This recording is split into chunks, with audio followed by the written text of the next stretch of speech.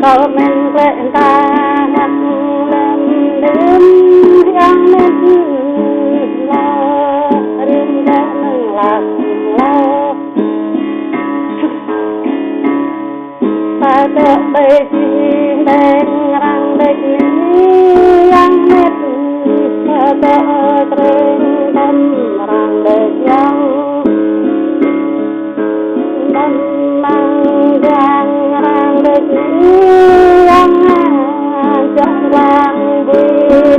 orang berjauh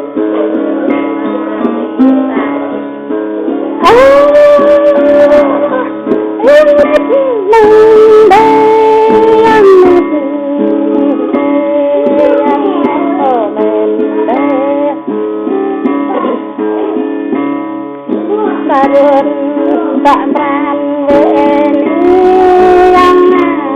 paran tak aja yang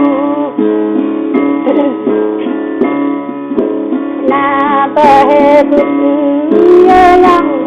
kau cembedut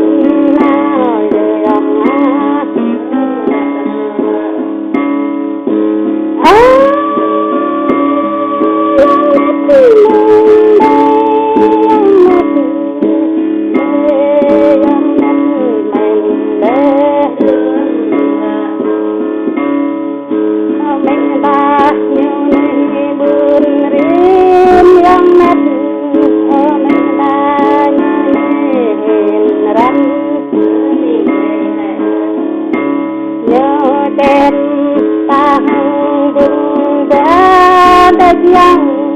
yang den ta larep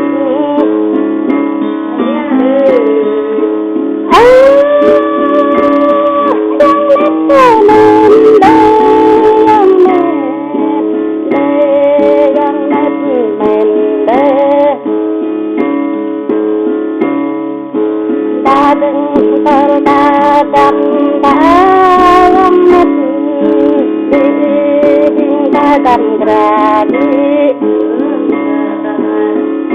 tarun di peran wenta yang paran di jawe yang tanah pintu bayang damai terang yang